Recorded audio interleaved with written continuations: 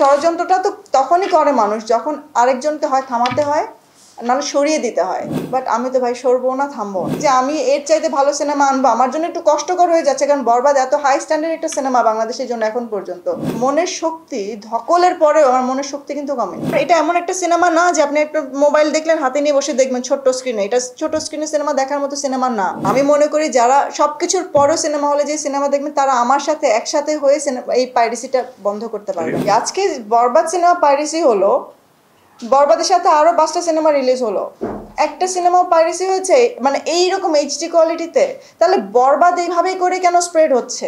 বরবাদকে কেন সোশ্যাল মিডিয়াতে এভাবে করে দেখানো হচ্ছে? সোশ্যাল মিডিয়ার এই গ্রুপটা কারা কাজ করছে? এটা অবশ্যই একটা প্ল্যান, একটা ষড়যন্ত্র ছিল। তো এই ষড়যন্ত্রটা তো তখনই করে মানুষ যখন টানা সপ্তমবারের মতো বেস্ট টিস্যু পেপার ব্র্যান্ড হিসেবে স্বীকৃতি পেয়েছে বসুন্ধরা টিস্যু। আরেকজনকে হয় থামাতে হয়, নাহলে সরিয়ে দিতে হয়।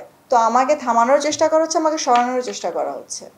বাট আমি তো ভাই সরবো না, থামবো না। আমি আমার মতো করে কাজ করে যাব, এবং আমি যেটা দর্শককে প্রমিস করেছি যে আমি এর চাইতে ভালো সিনেমা আনবো, আমার জন্য একটু কষ্টকর হয়ে যাচ্ছে, কারণ বরবাদ এত হাই স্ট্যান্ডার্ড একটা সিনেমা বাংলাদেশের জন্য এখন পর্যন্ত, যে এই বেঞ্চমার্ক ক্রস করা আমার নিজের জন্য কষ্ট হবে আমার নেক্সট ফিল্মে।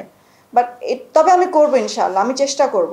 এবং আমি যেন এটা না করতে পারি বা না আসি, এর জন্য কিন্তু এত সবকিছু করা। তো আমি যদি না আসতে চাই, তাহলে আমি কেন আমার নিজেকে কি আমি কখনো মানে রুখতে পারবো না। তো আমি তো চাচ্ছি এটা আমি করি, বাট অনেক মানুষ চাচ্ছে না যেন এটা আমি করতে পারি।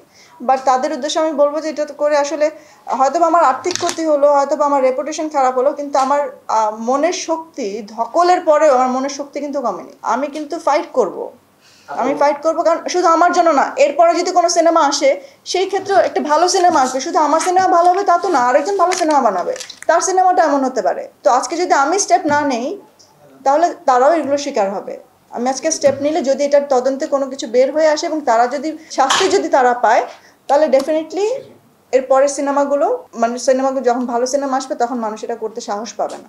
এইটা আমরা এখন পর্যন্ত অ্যাসেস করছি, কারণ ওটিটির তো আমার বাংলাদেশ থেকে অফার আগে যা ছিল এখনও মানে ওই রকমই আসছে আমার কাছে।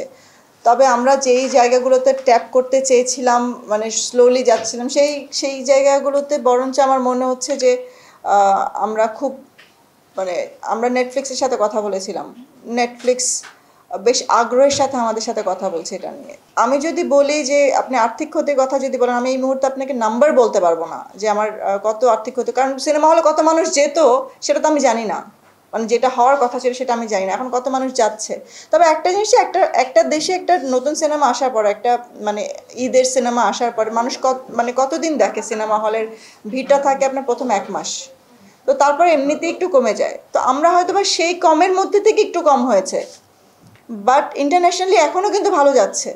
আপনারা যদি আমাদের লাস্ট রিপোর্টটাও দেখেন, এখনও অনেকগুলো দেশে মুক্তি পায়নি, এবং তারা এত পাইরেসির পরেও, এত এইচডি কপি চলে আসার পরেও তারা কিন্তু মুক্তি দিচ্ছে।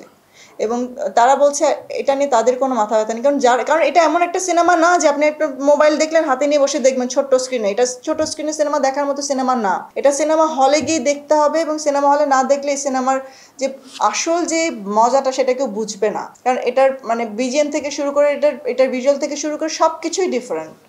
তো এটা সিনেমা হলের সিনেমা, আর এটা দর্শকের সিনেমা হলে গিয়েই দেখতে হবে। আপনি মোবাইল ফোনে দেখবেন, আপনি এটার সাউন্ডই বুঝবেন না। এটা অনেক ডিফারেন্টলি বানানো হয়েছে। দর্শকদেরকে উদ্দেশ্য করে আমি বলবো যে আপনারা যারা এটা দেখছেন, যারা পাইরেটেড ভার্সনটা আপনাদের ফোনে দেখছেন বা আপনাদের ঘরে বসে টিভিতে দেখছেন, সবাইকে বলবো যে এটা আসলে ঘরে বসে ফোনে বা টিভিতে দেখার মতো সিনেমা না। আপনারা হলমুখী হন, হলে যান, হলে গিয়ে সিনেমাটা দেখুন। এই সিনেমাটার আসল যে জিনিসটা, এটা আপনারা ওইখানে গিয়ে উপভোগ করুন, সিনেমা হলে যেয়ে উপভোগ করুন। কারণ এটা পাইরেসি যতই হোক না কেন, আপনারা সেই দিন শেষে আপনারাই দর্শক, আপনাদের জন্য সিনেমাটা বানানো। আপনারা যদি সিনেমা হলে যান, তাহলে সিনেমাটা কতটুকু ভালো বানিয়েছি আমরা সেটা একটা আপনারা বিচার করতে পারবেন।